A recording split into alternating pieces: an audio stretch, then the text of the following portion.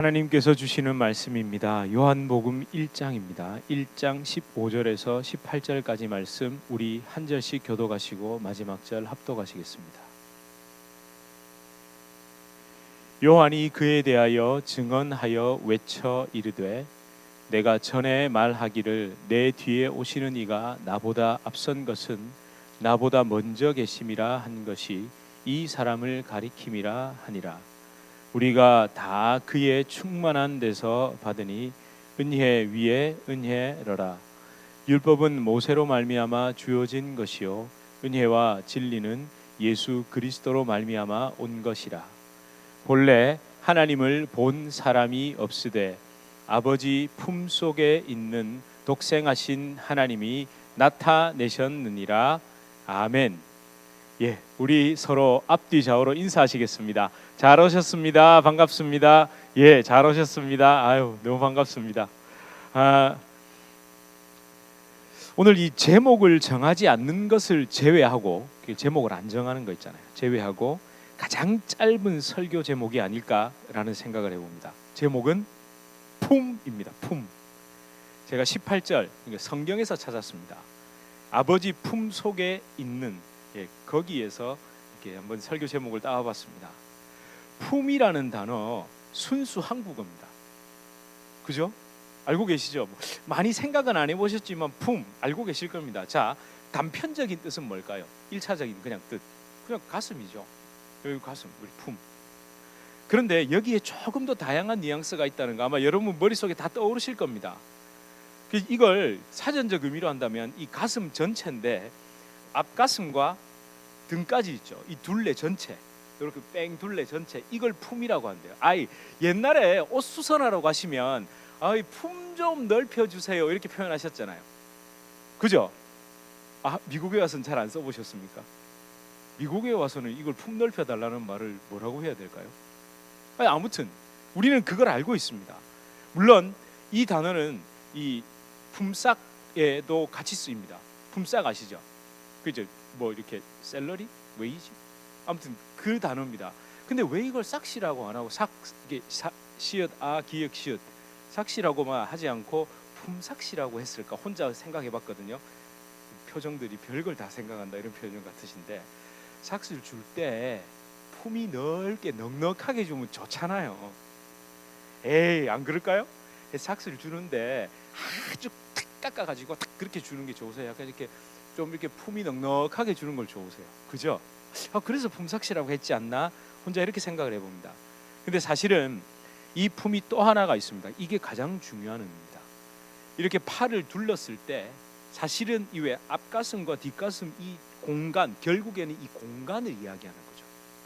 이렇게 둘렀을 때 이 안 공간이 있죠. 이 공간, 이게 사실은 품입니다. 자, 사도 요한은요, 성령의 감동으로 이 요한복음의 서론, 이게 제가 좀 길게 좀 여러분과 좀 꼼꼼하게 살펴봤지만 좀 길어서 죄송합니다만 1절에서 이 18절을 마무리하면서, 이 서론을 마무리하면서 마지막에 품이라는 표현으로 마무리를 했죠. 그죠?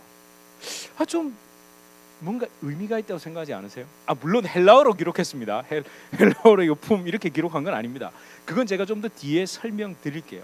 자, 그러면 15절에서 18절을 딱 놓고 본다면 은혜 위에 은혜, 우리 지난주에 살펴본 은혜 위에 은혜가 임하면 어떻게 된다고 말하고 있습니까? 그러니까 모세의 율법에 머무르지 않고 한 발 더 나아가 예수 그리스도의 십자가 은혜를 받으면 어떤 놀라운 일이 생긴다고 18절에 말하고 있죠. 아무도 본 적이 없는 아버지 하나님을 본다고 돼 있죠. 근데 그걸 누굴 통해 보고 있습니까? 예수님을 통해 본다. 이게 중요합니다. 이게 사실은 모티브가 돼서 나중에 요한복음 14장에 빌립과 예수님의 대화에서 빌립이 다 좋으니까 나 그냥 하나님 한 번만 보여달라고, 나 하나님만 볼 수 있으면 좋겠다. 그러니까 야, 너 나 봤잖아 이렇게 말씀하세요. 사실 이게 이 서론을 딱 놓고 전부 그 뒤에 1장 18절 이후의 스토리는 그렇게 연결됩니다. 사도 요한의 이러면 또 길어지게, 아무튼 세례 요한에 대한 이야기가 바로 다음 18절 다음부터 구체적으로 나오죠. 예수님을 만난 사람들, 그 하나님의 형상 그 자체이신 예수님을 만난 사람들의 스토리가 사실은 뒤에 쭉 연결되고 있습니다. 이걸 우리가 또 봤다는 거 있잖아요. 예수님을 봤다는 것도 단순하게 받아들이면 안 됩니다. 사람 몸을 입고 오신 예수님을 그냥 사람의 눈으로 본다, 시각적으로 본다 이런 의미 정도가 아닙니다. 사실 18절 이 한 절 속에도 수많은 묵상과 예수 그리스도 그 하나님의 어떠하심에 대한 내용이 녹아 있습니다. 제가 조금 딱딱하지만 신학적인 의미도 한번 말씀드려 볼게요. 18절 하반절에 아버지 품 속에 있는 독생하신 하나님, 이게 뭐죠? 예수 그리스도의 하나님 되심을 선포하는 겁니다.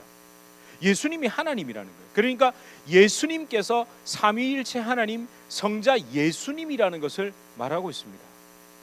100% 하나님 100% 인간이신 예수님의 신성과 인성을 이 표현 하나를 통해서 그대로 증명하고 있습니다.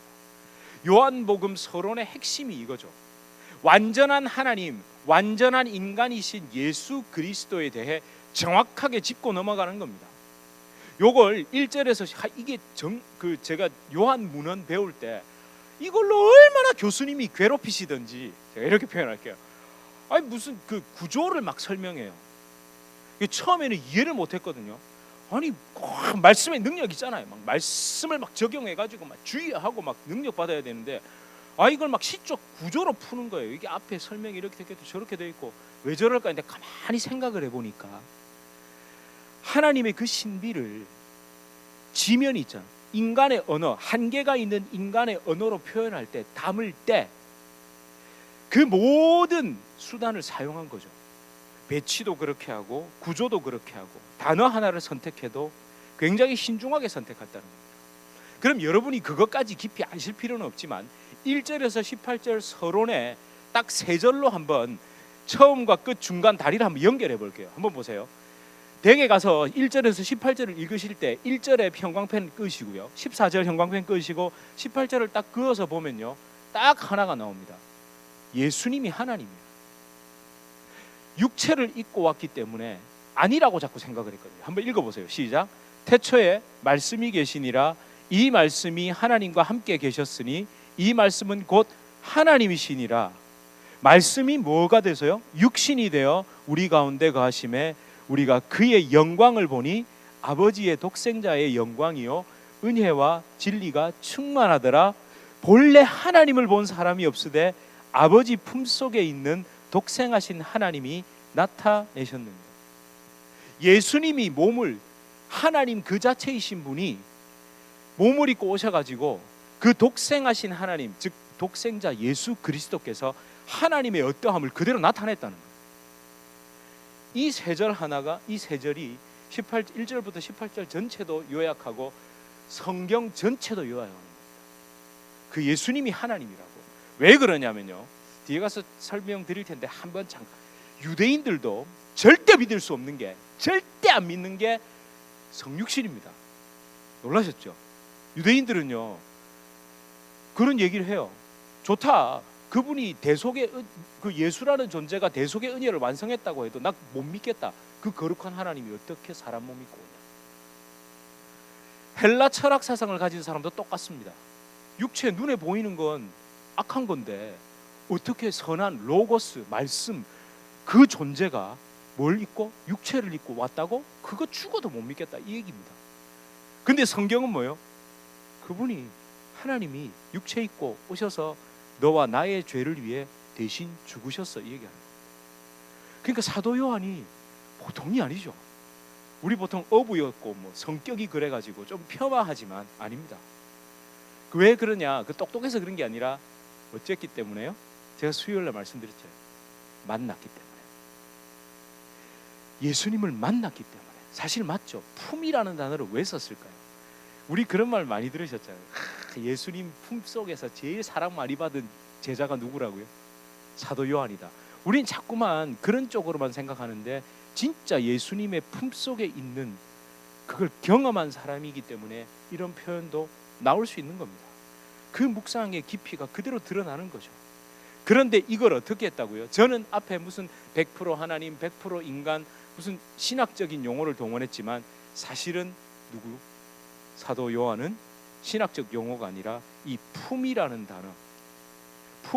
단어를 가지고, 그러니까 이 따스한 단어를 가지고 한마디로 표현을 한 겁니다. 18절에 강조된 것, 본 사람이 없지만 예수님을 통해 보았다는 것. 하나님 품 안에 계셨던 그분이 우리에게 그대로 나타났다는 것. 이게 성육신의 진짜 목적입니다. 아니, 진짜 목적이 아니죠. 또 다른 목적이라고 표현할 거예요. 우리는 예수님이 육체를 입고 오셔서 사실 1장 29절로 살짝 눈을 돌려보세요. 하나님의 어린 양이라고 표현하죠. 그 어린 양이 제물이 되는, 그것까지도 연결됩니다. 그런데 더 중요한 건 뭐라고요? 몸을 입고 오셔서 보여주러 오셨다는 거예요. 알려주러 오셨다는 거예요. 하나님이 어떤 분인지, 하나님의 성품도 알려주고, 하나님의 어떠하심을 직접 알려주러 예수님이 오셨다는 거예요. 사람 몸 입고 사람 말을 하면서, 사람이 먹는 음식을 드시면서 사람이 자는 것과 똑같이 그렇게 생활하시면서 똑같은 방법으로, 때로는 예수님도 몸이 피곤하시고 힘드시고 안 그러셨을까요? 그러셨잖아요. 예수님도요. 힘들어 죽겠다. 죽겠다는 표현은 안 쓰셨을 것 같아요. 오늘은 왜 이렇게 피곤해? 오늘 너무 예수님도 똑같이 우리가 아픈 그 몸의 상태를 그대로 느끼시면서 이 땅을 사시면서, 제가 이렇게 표현합니다. 예수님 좀 팍팍하게 사셨습니다. 빠듯하게 사셨고요. 몸의 질병도 분명 연약하셨고, 그 삶을 그대로 사셨다는 거예요. 그렇게 뭐가 뭔지 모르고 헤매는 인간들에게, 범죄 타락해서 영이 죽어버린 인간들에게 하나님이 어떠하시다는 걸 그분이 몸소 그대로 다 보여주셨다는 거죠. 안 믿는 사람들이 하나님을 모르는 건요, 어쩌면 당연한 겁니다. 그래서 어떻게 했을까요? 지금 인간의 종교나 철학이나 사상이 어떻게 나왔을까요? 왜 로마서 1장 19절에 보면 하나님을 알만한 것이 사람 속에 있대잖아요. 그러니까 어려운 말로 신의식, 그러니까 신지식, 신에 대한 새로운 뉴가 아니고 God, 신에 대한 어떤 의식, 뭔가가 있어. 왜 안 믿는 사람들도 그 좋은 데 가셨다 그러고 이러잖아요. 예? 한 번도 안 들어보셨어요? 그게 뭐 천국 이런 게 뭔가 이렇게 신이라는 존재, 그 좋은 존재가 있다는 그런 어떤 어렴풋한, 왜냐하면 안에 영혼이 있거든요. 영혼은 영원하기 때문에 영원한 것에 대한, 보이지 않는 것에 대한, 영적인 것에 대한 추구하는 마음이 있다는 거예요. 애써 그만 하나님을 믿을 바에 내 주먹을 믿어라 이런 말 하는 사람들은 그냥 객기로 하는 말이지, 혼자 고요히 가만히 있을 때, 특히 진짜 죽음을 딱 앞에 놓고 있으면요, 그때부터는 공포심에 어쩔 줄을 모릅니다. 그게 인간 존재의 연약함입니다. 그게 다 들어있다는 거예요. 근데 그걸 일반 은총의 계시에 따라서 하나님이 보여주셨는데, 그걸 가지고 하나님을 모르는 자들은 뭐를 만들었을까요? 미신도 만들고 무속도 만들고 자기 나름의 종교도 만들고 철학도 만들고 사상도 만들어 놨다는 거예요. 그건 어쩔 수 없습니다. 그런데 제일 문제가 누구였죠? 이스라엘 백성들이었습니다. 하나님께서 하나님 되심을 뭘로? 구약 성경으로 분명히 보여주셨잖아요. 그리고 그 모세의 율법이 아닙니다. 성막을 통해서 하나님의 임재가 어떠한 것인지, 그 하나님의 임재를 경험하기 위해 어떤 과정을 거쳐야 하고 어떻게 해야 하는지를 그대로 자기들이 보여주세요 해서 보여준 게 아니라, 너 빨리 시내 산으로 올라와 해서 네가 본 걸 그대로 만들라고 했습니다.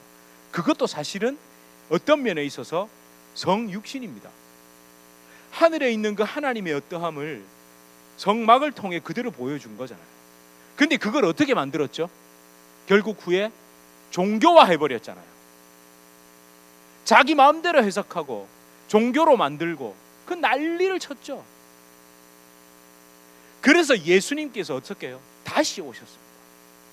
예수님께서 아예 그냥 사람 몸 입고 직접 오신 거예요. 2000년 전, 여러분 그때는 원시 시대 아닙니다. 자꾸 2000년 전 이러니까 우리는 무슨 어디 되게 원시 옛날 일로 생각하는데, 아니요. 적어도 다른 건 다 접어두고라도 그 당시는 그리스 로마 철학의 정점이었습니다. 그러니까 그리스와 그 지중해 지역 있잖아요. 그 지역은 로마가 다스리고 헬라 문화가 팽배한 그곳에서는 그 그리스 로마가 철학과 종교가 정점이었고요. 그러면 어디요? 인도 쪽으로 해서 이 동양 쪽은 뭐의 정점이었을까요? 불교의 정점이었습니다. 불교의 정점은 인도에서 1세기에서 3세기경입니다. 4세기로 넘어가면서 급격히 불교가 쇠퇴하고 그 예전에 있었던 브라만교, 그러니까 힌두교가 막 득세해서 지금까지 치고 있는 거고, 그 불교는 티벳과 중국을 거쳐서, 그러니까 그 시대가, 그 즈음이 모든 그 외 온 지구상에 있는 각자 알아서 생각하는 철학과 종교의 뭐요? 정점이었다니까요.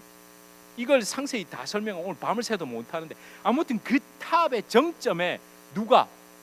예수님이 몸을 입고 와버리신 거예요. 근데 한마디로 그건 뭐라고요? 아니야 그거 아니야, 너희들이 하는 그거 아니야, 그게 아니고 내가 진리야, 내가 참이야. 그걸 세상에 사람 몸을 입고 그대로 오신 겁니다. 저는요, 이 부분을 통해서 야, 성경이 정말 진리구나라는 걸 깨달았습니다. 자, 뒤집어 생각해 보세요. 그때는 뭐가 절대로 말하면 안 되는 거였을까요? 그때 최고의 가치, 보이지 않는 거는 최고의 가치, 신적인 가치는 눈에 보이면 됩니까, 안 됩니까? 안 되잖아요. 눈에 보이는 건 이데아가 아니라니까요. 눈에 보이는 건 최고의 가치, 신적인 가치가 아니라니까요. 눈에 안 보이는 게 최고라고 막 자기들끼리 막 철학적으로 탐구하고 막 그렇게 했어요. 근데 뭐 세상의 요한복음에서 뭐라고 얘기합니까? 인간의 육신을 입고 온, 눈에 보이는 육체를 입고 온 예수님이 진짜야, 로고스야, 이렇게 말해버린단 말이에요. 자, 여러분 같으면, 여러분이 사도 요한이라면 굳이 그 이야기를 쓸 필요가 있을까요? 저는요, 아니 왜 그런 거 있잖아요. 숨길 건 좀 숨기고 적당히 드러낼 건 드러내줘야 되잖아요. 너무 모든 걸 다 보여주면 좀 그렇지 않나요? 아니 그러니까 그 시대에, 즉 2000년 전 로마와 그리스 제국, 그 로마 사상과 철학이 팽배해 있던, 눈에 보이는 가치는 아니야 라고 말하던 그때에, 아니야 눈에 보이는 육체를 입고 온 예수님이 진짜야 라고 굳이 그걸 이렇게까지 명확하게 말할 필요가 있었냐고. 저는 이걸 보면서 야, 이게 진짜구나. 저 같으면요 적당히 숨길 것 같아요. 굳이 육체를 입고 오셨다는 걸 이렇게까지 강조할 이유가 없다는 거예요. 저는 이걸 보면서 어쩌면 베스트셀러 되기를 포기했구나. 그러니까 사도 요한이 요한복음을 기록하면서 참 이게 나중에 성경이 돼가지고 베스트셀러가 되기라고 생각을 했다면, 모두가 아니라고 말하는 그 이야기를 굳이 이렇게까지 상세하게 여러 번씩 1절에서 18절에서만도 3번 강조하잖아요. 그것도 대놓고. 시작부터 제가 그리스 로마 철학에 쩔어 있는 사람이라면 시작을 읽다가, 여러분도 그러시잖아요. 유튜브 같은 거 이렇게 또는 뭐 설교 같은 거 들으시다 한 1분에서 5분 정도 딱 들으면 어떤 분이 그러더라고요. 딱 10초만 들으면 그 목사 설교가 어떤지를 안대요. 근데 딱 10초도 안 돼가지고 제일 하면 안 되는 말부터 딱 하는 거예요. 그렇다면 뭘까요? 인기를 포기한 겁니다. 내가 이걸 써서 베스트셀러 되겠다는 생각 포기한 겁니다. 메이저 종교가 되겠다는 생각을 포기하지 않으면 이걸 이렇게 쓸 수가 없다는 거죠. 성경요, 베스트셀러 되기 위해서 기록한 책 아닙니다. 기독교는 메이저 종교, 주류 종교가 되겠다고 시작된 그런 종교가 아닙니다. 그래서 우리요, 그런 거 조심해야 됩니다. 왜 성경이 전 세계에서 지금까지 가장 많이 출판된 책이 뭐죠? 성경입니다. 그래서 말씀을 그렇게 많이 들었습니다. 뭐 그런데 그거 조심해야 될 것 같은데요. 세계 최고의 베스트셀러가 성경입니다. 이런 말 제일 많이 출판됐습니다. 많이 출판되면 뭐합니까? 그게 중요합니까? 그리고 정말 우리가 이런 표현도 많이 쓰잖아요. 세계에서 신자 숫자가 제일 많은 종교가 뭐죠? 지금 비등비등합니다. 이게 아주 애매한데요. 합치면 1등, 떼면 2등, 3등 이렇습니다. 아니 4등, 5등이겠는데요. 합치면 뭐가 1등일까? 기독교 1등 맞습니다. 뭐와 뭐가?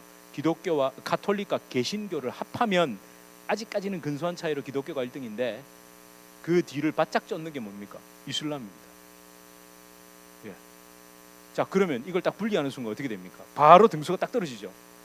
그렇게 죄송합니다 이런 표현에서 개신교 측에서 어디요? 가톨릭을 막 비난하면서 왜 최고 1등 이거 할 때는 숫자 셀 때는 둘이 합쳐서 세죠?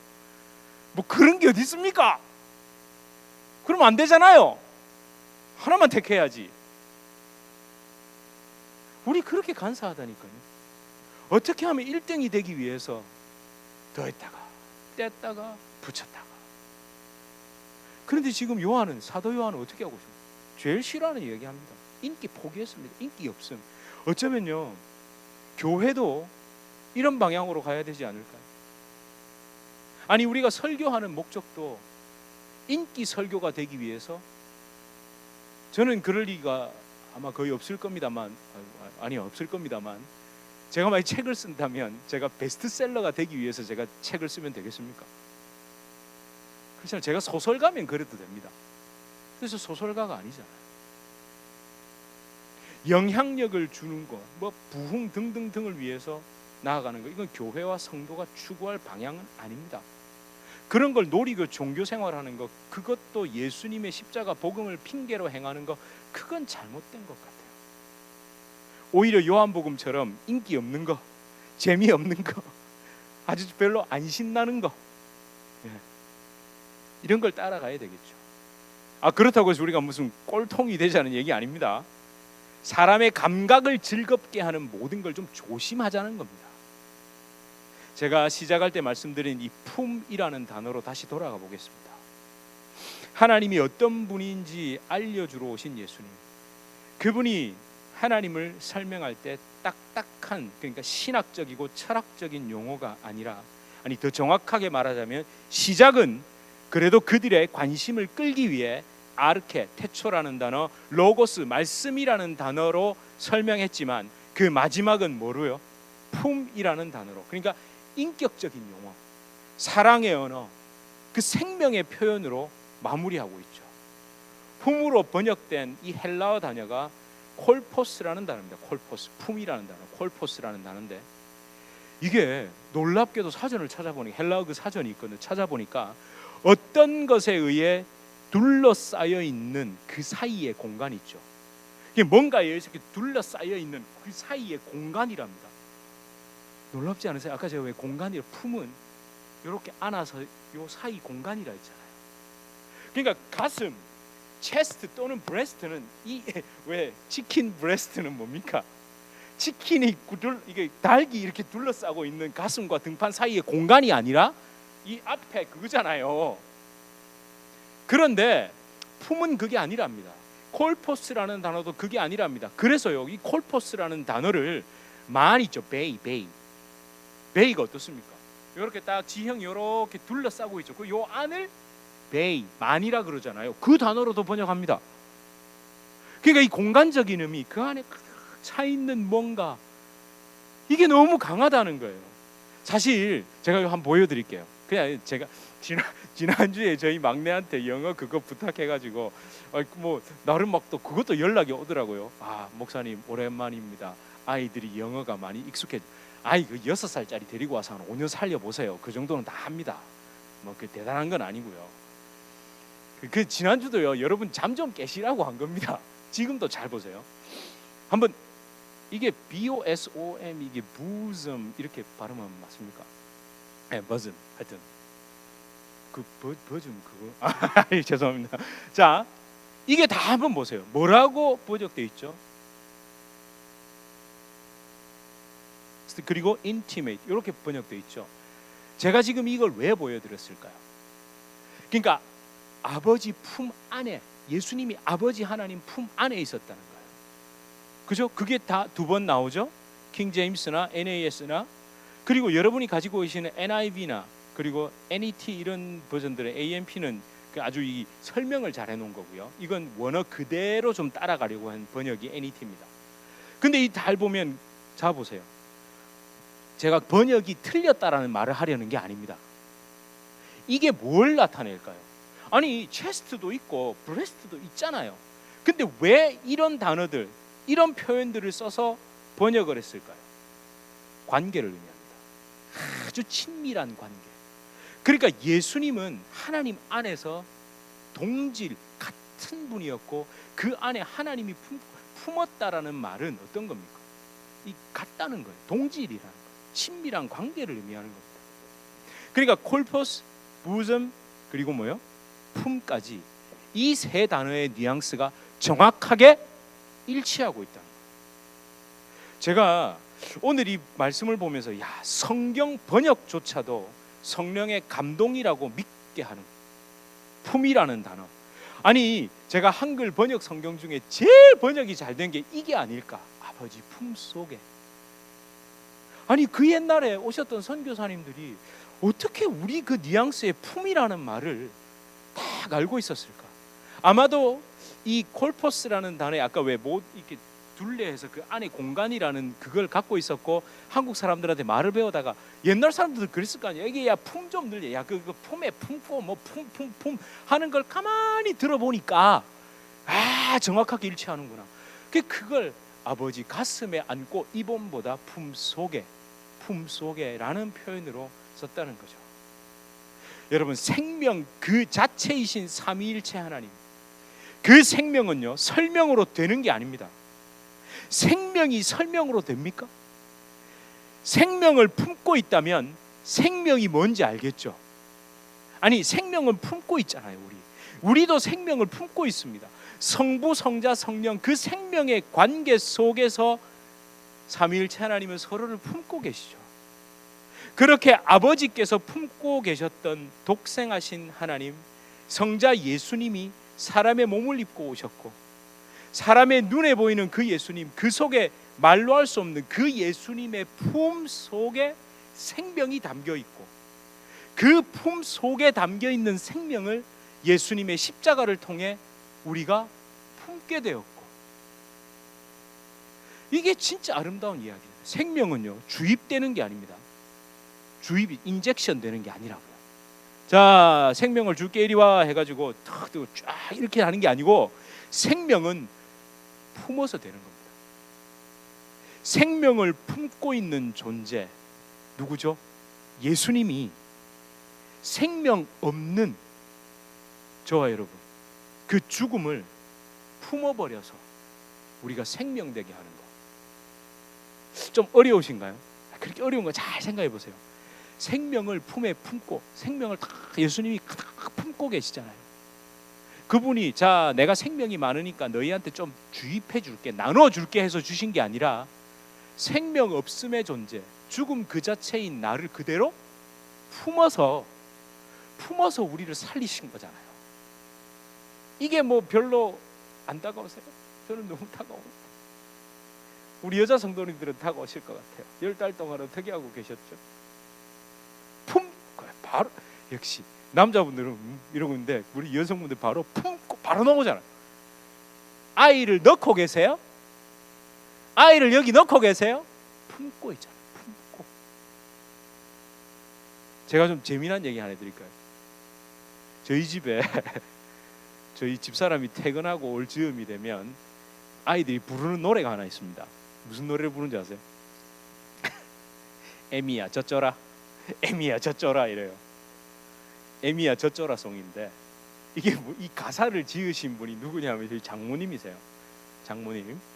어디서 나온 거냐면 일을 하고 돌아오면 애들이 엄마 젖을 기다리고 있잖아요. 기다리고 있는데요. 굉장히 이렇게 피곤하죠. 딱 들어오자마자 저희 어머니 에미야 젖줘라 이러거든요. 그러면 유니폼도 안 벗은 채로 그 애 젖부터 물려요.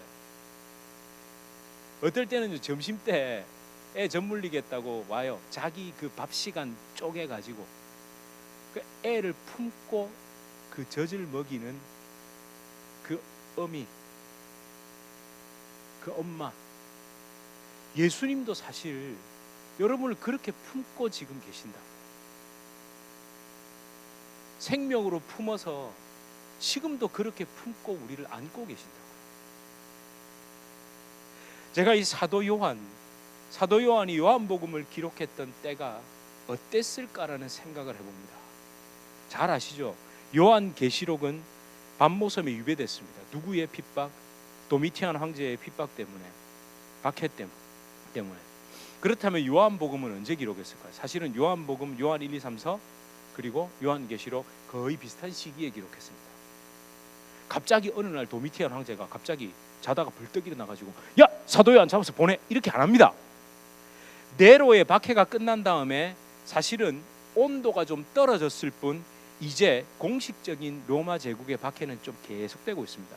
피크를 치고 살짝 꺼졌다가 다시, 그러니까 왜 이렇게 곡선이 이렇게 되는 것처럼 살짝 떨어진 상태에서 쭉 가다가 도미티안이 들어서면서 다시 그게 점점 왜냐하면 도미티안도 자신을 신이라고 칭했거든요.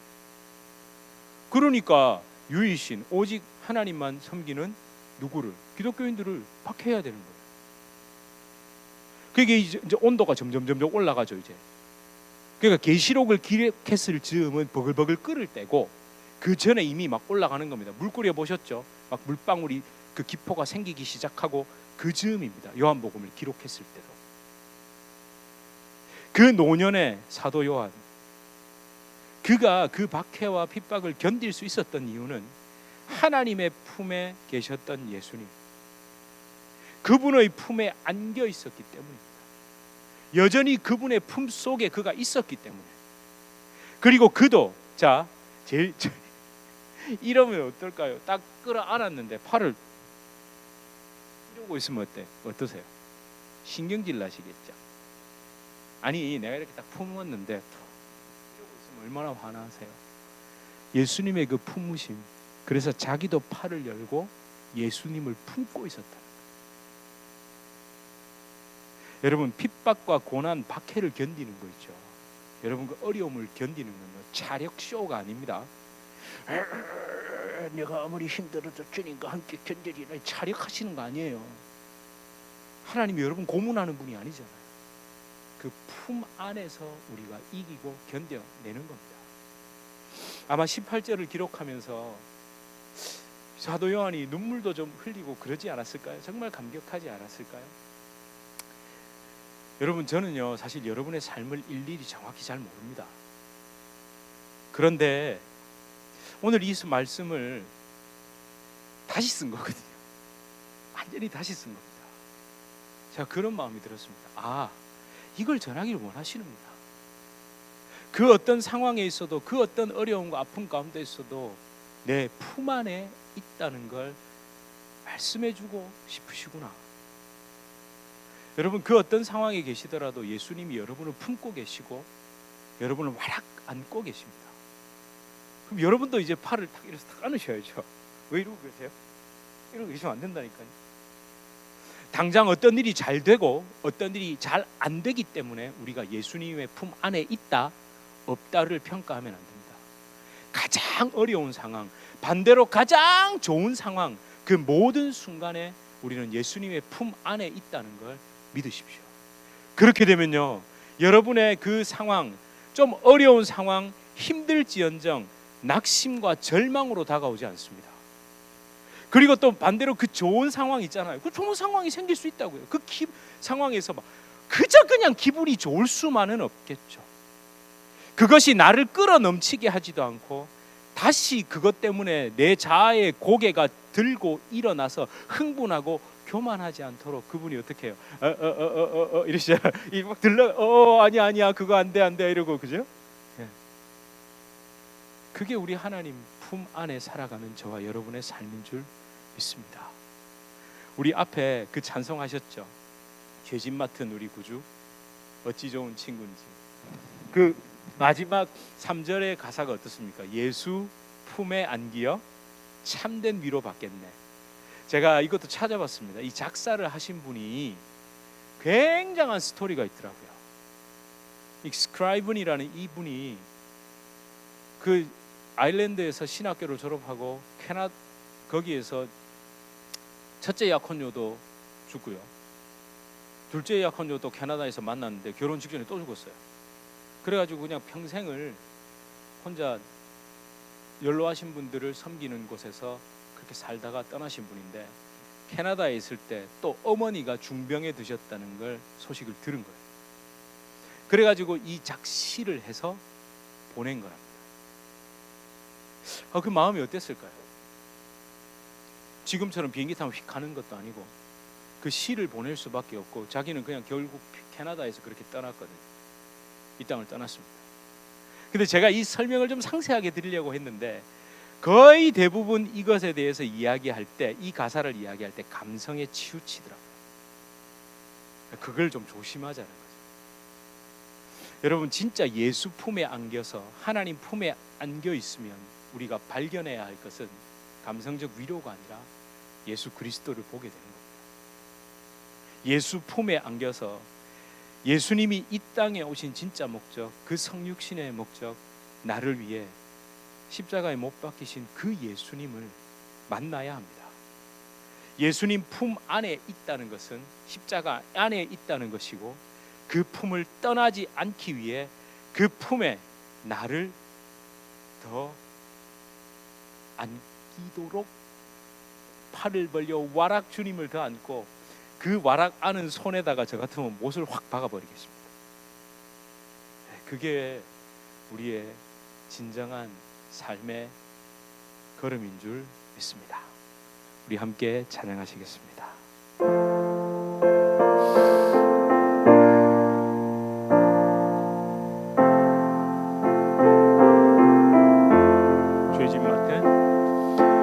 죄짐 맡은 우리 구주 어찌 좋은 친구인지 걱정 근심 무거운 짐 우리 주께 맡기세 주께 고함 없는 고로 복을 받지 못하네 사람들이 어찌하여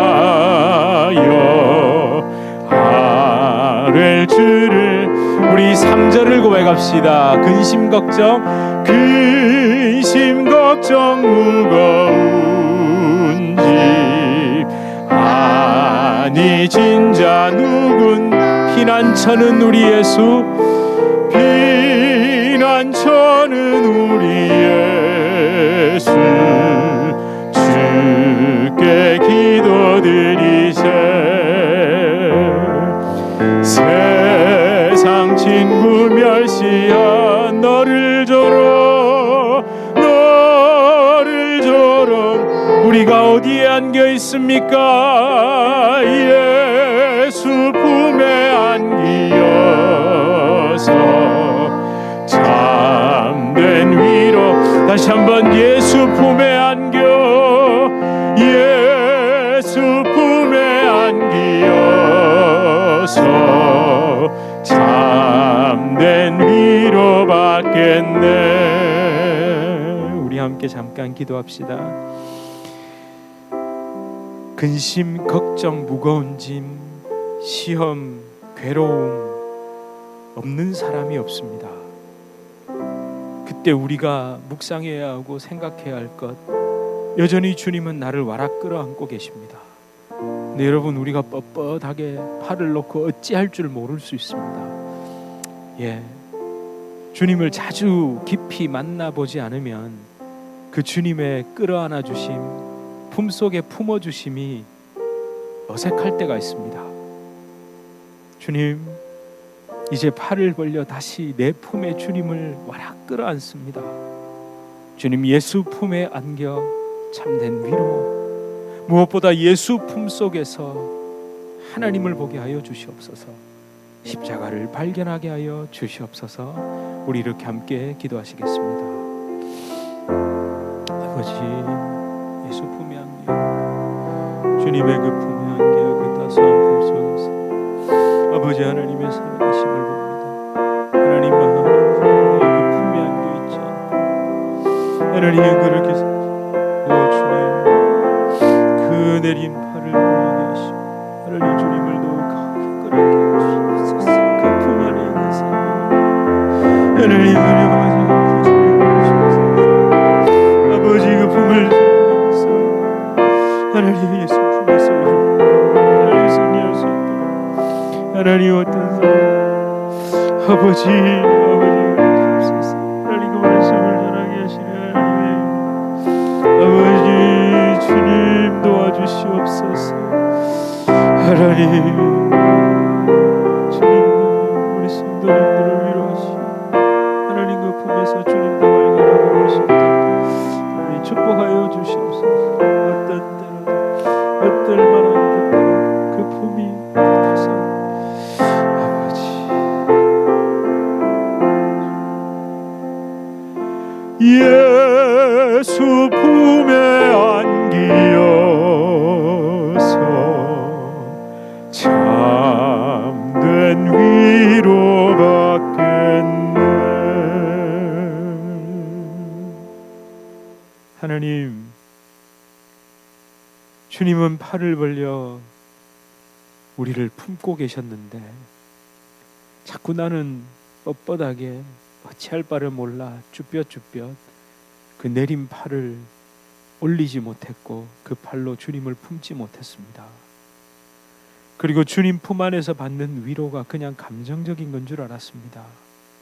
그게 아니라 그 품 안에서 하나님을 보게 하시고 십자가가 어떤 것인지를 발견하게 하시는 그 은혜인 줄 믿습니다. 주님, 우리의 이 삶이 아무리 팍팍하고 어렵고 힘들더라도 하나님, 내가 주님의 그 품에 안겨 있는 것을 포기하지 않겠습니다. 품에 품은 정도가 아니라 깍지를 껴서 주님의 그 품을 더 강하게 품기를 소망합니다. 아버지, 우리 성도님들과 우리 뉴저지 주님의 교회 그 예수님의 품 속에 늘 거하며 십자가의 진리를 따라 걸어가는 성도와 교회 될 수 있도록 축복하여 주시옵소서. 예수 그리스도 이름으로 간절히 기도드립니다. 아멘. 우리 주 예수 그리스도의 은혜와 하나님 아버지의 극진하신 사랑과 성령 하나님의 위로 교통 교제에 충만케 하시는 역사, 주님의 품 속에 거하게 하시는 놀라운 성령의 역사가 우리 주님의 교회 성도님들과 주님의 교회로 불러주실 주의 귀한 자녀들 개인의 삶, 가정, 생업, 직장, 사업 하시는 모든 일 가운데 이제로부터 영원토록 함께 있을지어다. 아멘.